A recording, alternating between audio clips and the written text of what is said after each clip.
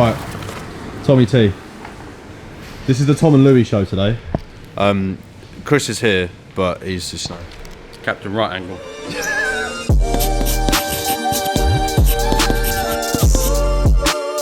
Alright, what are we doing, bro? What are we doing? Eating Haribo's, Kurt. Yeah, Oh. he's just yammed the whole pack of Haribos. Actually, I'm coming. well, you put it the wrong way around there.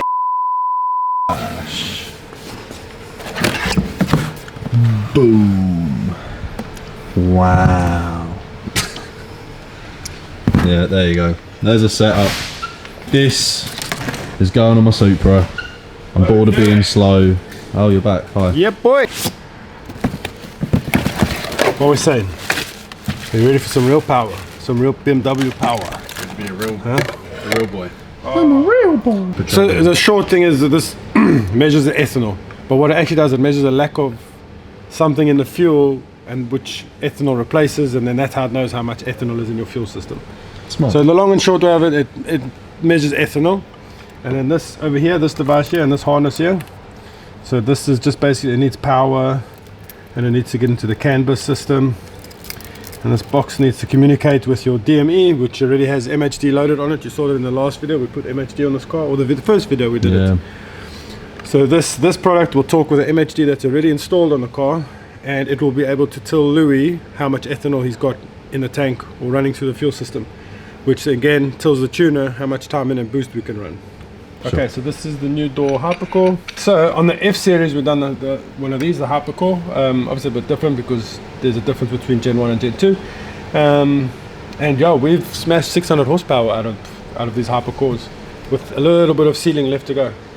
So it will be interesting to see what happens on Louis' car. I'm pretty sure we're going to max out his TU pump, which would be the 600 mark, maybe 620.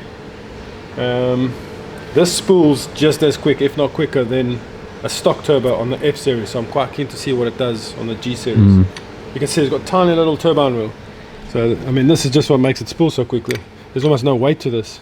Yeah. Problem is it chokes up at the high RPM, which already is a problem on a 2-port Supra. But I think it's going to be punchy. I was going to fit this onto that. Happy days. I'm still going to set up a time lapse. I'm still sick, so Tom, this is on you, buddy. I hand over. Huh? I have also bought a wing, and We've got some fresh wheels, which will be thrown on tomorrow. Once the rubbers turn up. Got some bad boy semi slicks coming for it. What? Talking about the wheels, man. Yeah, big up 2.4s, they came through. Goated wheels, they're the new ZF7s. But they should look pretty sick with the grey. But we'll find out tomorrow.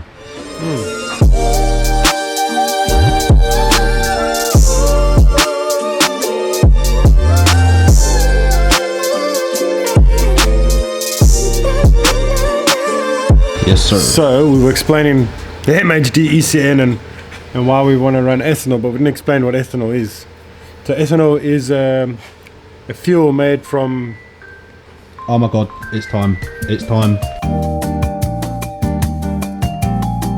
Ethanol is made from... What do you guys call it here? We call it maize, corn. So that's why I call it corn juice. It's a lot cleaner than normal fuel. It's also much higher octane. The problem is the amount of energy it holds. You need a lot of it for the same bang as normal fuel. But it's got a cooling effect as well. So the lower we can keep our combustion chamber and our burn and slow our burn down, the more timing and boost we can throw at it. So there is a consequence though of running too much ethanol. So these cars, being BMW derived, they have a special requirement for oil. Because of the tight clearances and everything, they want to use a 0W30 or 5W30. And what that means, those numbers refer to the thickness, the viscosity of the oil. So 0 is the viscosity at cold, and then 30 is the viscosity at operating temperature. Obviously, the lower that number, the more watery the oil is. And the problem with running ethanol all the time is that you actually contaminate your oil. Your piston comes up and it coats the combustion chamber with oil, and then it slides down. So and then it's obviously when it moves downward, it scrapes the oil off the combustion chamber. So the problem is that oil gets contaminated with unburnt ethanol, or if your mixture's too rich or lean, you can contaminate your oil, and that makes your oil actually more watery, more runny, and then your oil can kind of get through all the little gaps and seals and clearances a lot easier because everything in the engine is under pressure. So if you have a look at Louis' car, Louis has been running ethanol And now, obviously, we got his car turned up. I mean, the car's turned up on E40. I mean, all the time in a boost that the little factory turbocharger can give. And obviously that starts pushing oil out of everywhere. I mean, so now you can see we're starting to get oil seeping out all over the show. So that oil has come from the compressor housing. It's traveled up the charge pipe, and then it's starting to collect in all the little gaps, and then it starts to seep through seals. So yeah, so just something to bear in mind when you do go for like ethanol based tunes. You should run at least one step higher, thicker oil. Basically, I'm moving to 5W40, and everyone, that's why you should get a catch can.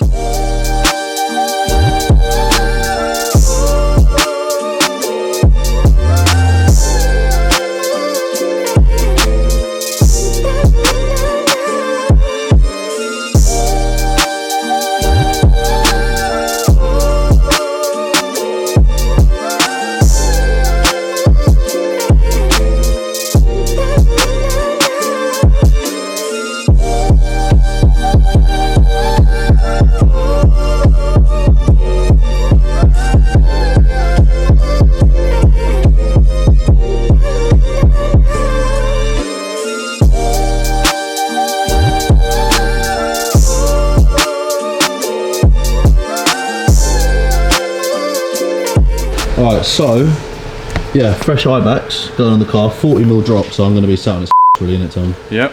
That's the plan anyway. If anyone else is doing this on our own Supra, remember to pop your level sensor.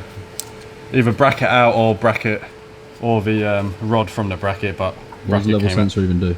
This for your ride height, like your laser lights. So it's the adjustment. Yeah. Come on. But yeah, I'm about to get the turbo out, as you can see. So all the lines are off. That one's the only one left, which is quite interesting because that's not the same line on the Gen 1. There's one back here. Can you see it there? Which is off. One there, which is off. There's one slightly above that, if I can get it right there, which is obviously off.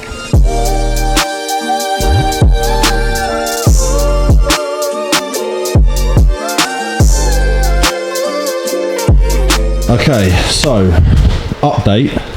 This is now the Louis and Tom show. Chris has gone home. Basically, we started this way too late. What time did we start this? Like 2 o'clock? 3 o'clock. Okay, we started this like 3 o'clock. Tom's putting the last spring in now. It is currently, trying to see, that does say 7:12. The wheels we've put on, the tyres come tomorrow, so we're going to mount them and get them done. But we put them on to test fit, make sure everything's all good. Bloody thick boy, but yeah, just about fits in there perfect. So we'll see what they look like. The ethanol sensor is, oh wait, this is our food, one sec. The scran has arrived. Okay, as I was saying, so turbo's out, as you saw. The new turbo is here, chilling. Everything's on. The ethanol sensor is all wired up. You can't see because it's in the back there, but it's all plug and play. This is where it goes to, which is literally, you just tuck it in there, it's all sweet. Comes out here, it's currently flapping about. I'm going to cable tie it and Velcro it down. But that's all done, turbo's going to go in a sec. All of these springs and stuff are back on, it's just that one. I think Tom's even got it in there, to be fair. Yeah, it just needs to be jacked up to like normal ride height so we can locate the top mount. Yeah. And that's about it, really. Alright, boom, it's turbo time. Yeah. Big up the 2-port turbski. You know the rules. Yeah. Nice little hypercore ting. It's a baby. Big up door. But yeah, go on, let's chuck it in.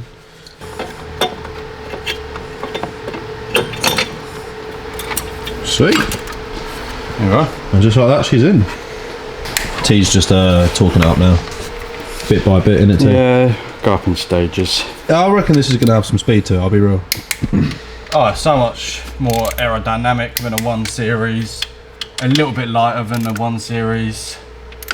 Yeah, better chassis overall, really, isn't it? Well, yeah, exactly. You've already got an LSD, which not everyone has when they come for a big turbo, which obviously helps. You've got a massive factor that you can fit 11J wheels in the rear arch, which on a 1 Series is is a no-no. What, 9.5 maybe? 9.5 was what I had. It was Yeah. the max you can possibly Yeah, get. exactly. And you've got to get them spec. And we still got spot on. room. We still got room in it. Oh, you can go 12J. Yeah, 12J on easy. this. We got some good tyres on the way, haven't we, Lou? Yeah, let's just say we're going semi-slicks. So to be fair, they're actually drift tyres that I've bought, but a mate Kev recommended them. So You know, he Shout out yeah. Blow G. Shout out Blow G, but he runs big power, so I don't know. They were pretty cheap for what they are. we're just gonna smash this back together now. Yeah, carry on, get it back running. Just got to put some oil in it, some coolant, and yeah, we'll be all golden. Bomb. We are back together. Everything's back on. Heat shield, intakes, charge pipes. I've had a bit of water on the V2. Yeah, but we're all sweet. Tom's just dropped it. We're currently actually still stuck on the arms. Slight issue, bit too low. Yeah. So we'll just put some blocks under it when we take it off. Yeah. We got to put it on the on our blocks anyway and tighten up one of the rear bolts. But apart from that, she's sitting quite a bit lower, to be fair. isn't she? Yeah. And like I said, yeah, still being held up by the bloody lift. So. Right, first start up. It's the next day.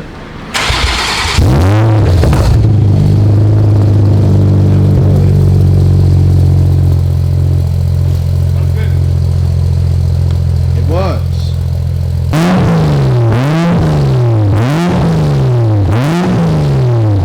Okay. Sounded good.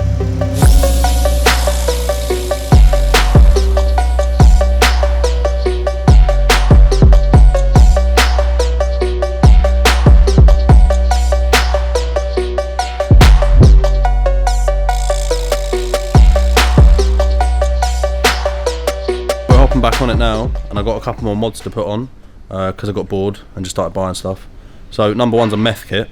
So I am halfway through this because I didn't really quite know the route I wanted to do. Obviously I do a lot of meth kits on the 140s, not so much on the Supras. Did the meth kit on Harvey's Supra, but it's a full race car, so there's not a lot of interior panels in it anyway and stuff like that. So I've kind of been trying to figure out how I want to do it, and I've got a good plan now. So I'll show you where I'm at so you can kind of get an understanding. All of the main wires I need come through the firewall there, and then two go into the pump here. The pump's mounted in the fender, so two go into the pump, already joined and ready to go. These two here, this is a white and a brown, that goes to the level sensor. The blue goes to map, and then the other one, red and black, obviously positive and negative. There's some wires inside which I'll show you now. So this yellow one here is for your arming switch, so that's your button to turn on and off. And then these two right here, a violet and a grey, they're for your LEDs. So button wise, I'm going to do a button right here, literally like in the corner there, out of carbon fibre, and I'm going to put the button on there and the LED on there, so you'll see it. The actual controller I've mounted in here. The reason I did that is because you can actually still see this from the driver's seat. So it's still completely visible, and you can obviously reach over and hold test down and stuff if you need to, but that's all there, tucked away. All the wires come out from underneath. The ones that need to go through the fire will go through there, and the three that need to stay here stay. There's two other wires that are wrapped up and not shown. It's a solenoid wire and a green wire, which is called the boost safe wire. Obviously I'm at the moment just going to do charge pipe meth, so I don't need a solenoid, and the green is never really used. Also you might notice there's no charge pipe and no intake. So I actually painted my engine cover, which is just here. Painted that myself, and the ECU cover to match the body. However, the bronze pipes that were there now clash mad. So I've taken them off. I've given them over to the boys at Wheelworks, just opposite us, and they're going to paint them the same colour as these wheels. Obviously that is not the colour, they are very dirty. It's more of like a high gloss silver. So yeah, everything's getting done in that. Should look pretty sweet. We've also got another little satin to put on, but we'll show you that in a bit. In the meantime, I'm going to crack on the meth and see how far I can get before Chrissy G comes back and welds up my tank. And I'll show you the tank. The tank is actually this. So it's like, imagine there and there and then the sides. But yeah, the tank is custom made to fit right in here. The tank will plop right in there. Level switch, obviously the line that goes to the pump and everything will go in there. So meth basically stays here. I didn't really want meth going through into the car, and I didn't really want to mount a tank in my boot. Kind of wanted to keep everything here, and this should be pretty hidden as well, because obviously the cowling goes over the top and you'll never even see it. And when you need to access it, you take the cowling off. It's just a twist, take the cowling off, unscrew, meth, screw back on, cowling on, twist, done. So this should be a pretty good method. This is a similar method we did on Harvey's Supra next door. So yeah, so I'm going to carry on with it, see how far I can get. Let's get going. And just like that, everything's done. Intake's all painted, charge pipes all painted. We installed the Nuke Performance catch can, which is pretty snazzy, pretty nice. Yeah, meth kit. So I've got dual CV7s, and the tank is back here, all painted and finished. There's my MHD now on that as well. And on the inside, I'll show you guys briefly. And there is my button. Skull and crossbones, because I don't know, funny. But yeah, otherwise it's pretty sweet. And ignore that, that was Tom. Wheels, 2 forged, big up, got the wing on, nice carbon fibbers. Now we're gonna throw it on the dyno, see what it makes, just off of the OTS tune. So MHD OTS, not a custom tune or anything. And yeah, see what it does. But yeah, sweet.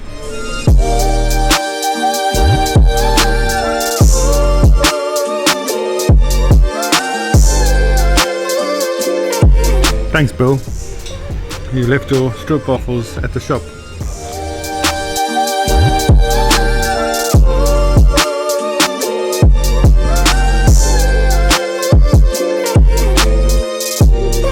Okay, so cool. A nice little opportunity has presented itself. Basically, a lot of people are like, oh, can you run OTS on a door? And on the hypercores, yes, you can. So we're going to show that now. So good opportunity. It's on the dyno, so we can log it, show you the log, and show you how smooth it is. The map we're going to be using, I like that, works very well with even with the bigger doors. To be honest, Sean's going to wring my neck for saying that, but it does work. It's the MHD flex fuel map. So we're going to run on the flex fuel map without ethanol in, and then we're going to put some ethanol in, let it learn and adapt upwards, and then we'll see the power difference. And who knows? Let's see what we end up with. And then after that, we'll do a custom tune and smash the 600. Louis done a nice meth install. I hope you showed them. Yep. Your stupid little skull and bones button. Yeah, boy. It was not meant for methanol, but it is now. So let's run it. Pump gas, no meth. Pump gas with meth, and then start adding ethanol. We'll just stop bugging around. Let's see if we can. Let's see how we can get it. What do you reckon? 560? Yeah, I'm gonna say about 550. 550 Yeah. on pump. No. Like 510 on pump. 510 on pump. Maybe less than that. Really? I don't know. OTS. Look, it's middle of summer. Well, it's not middle of summer. It's just the start of summer, so don't expect too much. And then yeah, let's see what it's got. What's up? Tom's a boss. No man, stop swearing, man. Spicy. Exactly what it sounds like. Chip scrap. Sorry, Lou.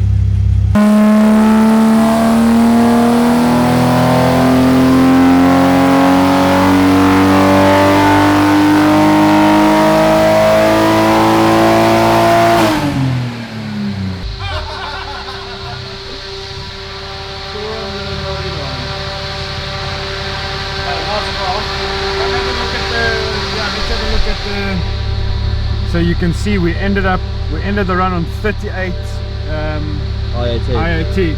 So it'll be interesting to know, like, when we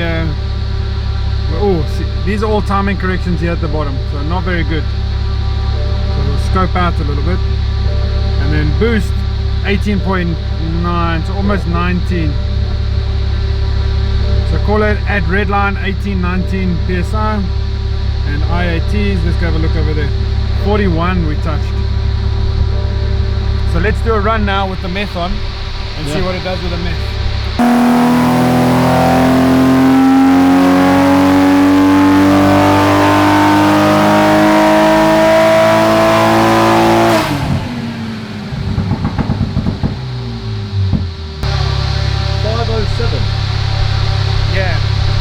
was a back-to-back pull. We've given no time for the car to cool off.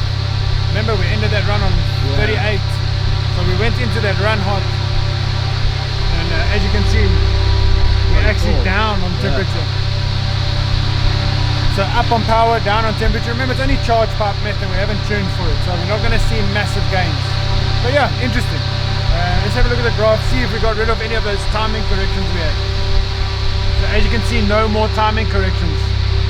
Everything, if we have any lines below this brown line, those are the indicators of timing correction. We've got no timing correction through the whole run. And boost, again, 18.9, 19.1, so we're hovering around the 19% mark. So the mess, without tuning, has lowered the temp, got rid of all our timing corrections, we scored a little bit of power because of that. Yeah, and we did a back-to-back hot. But if you tune without meth, you're not going to get power, it's more for cooling, isn't it? On this setup, yes, this is for cooling. So yeah, sick. Pretty cool. Alright, let's get some ethanol and slowly start introducing ethanol and just carry on doing runs and just see the power go up.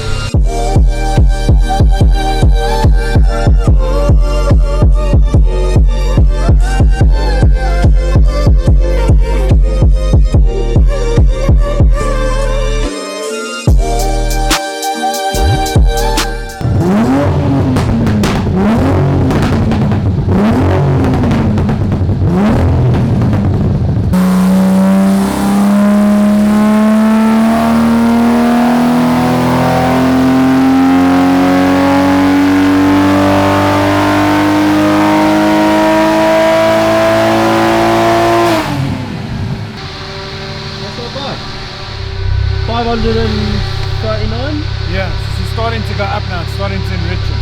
As you can see, the power is starting to go up now. We're just over 25% on ethanol now. So we'll give it another run, see if we can get the power up some more.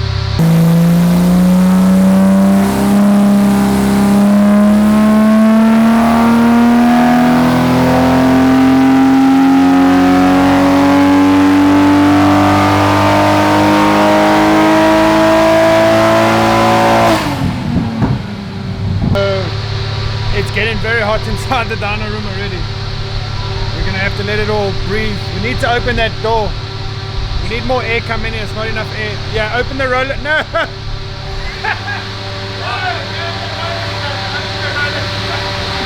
He goes and opens my office door for more air. Now let's let everything cool off a little bit. So that's like back to back to back, and then we're on about 30%. So let's add another. Yeah, let's do another 3 litres of ethanol just to bring it up. Okay, the car's cooled off. We're going again. So on that little bit of ethanol, that E28 or whatever it picked up to, the boost actually went up to 22 psi. So quite cool.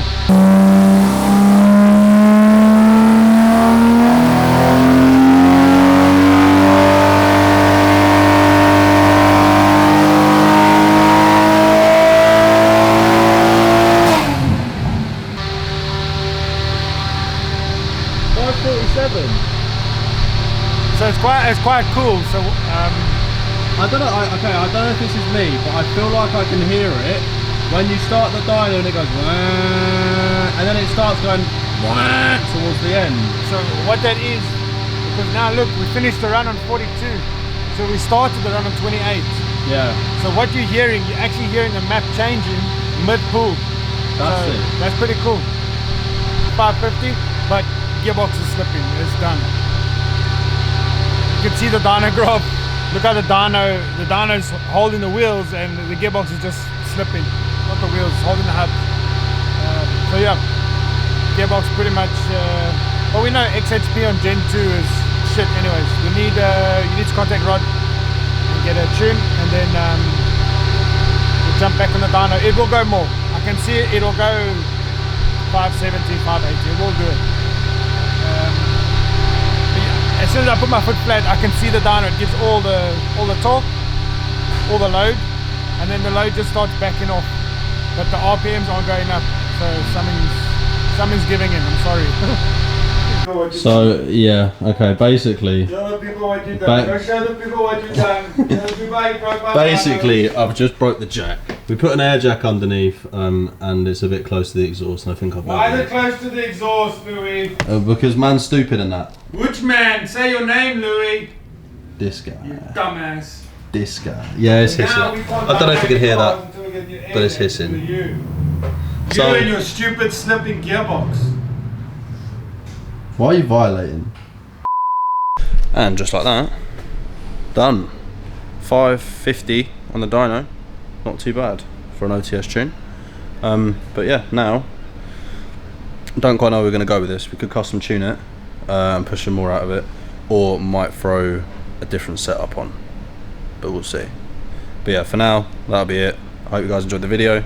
Thank you for watching if you got this far, I really appreciate it. But yeah, we out. See you on the next one. Tom wants to be in a video. Hi Tom. Hi. What have you got to say about Scrappy Coco? Well, I don't really want to be on your video now. Why? I mean, you didn't invite me. I had to moan to be on video. So it just sums up, really, doesn't it, Lou? Sums up what? You hate me. Catch us on the next one where we'll spend 3 months tuning it.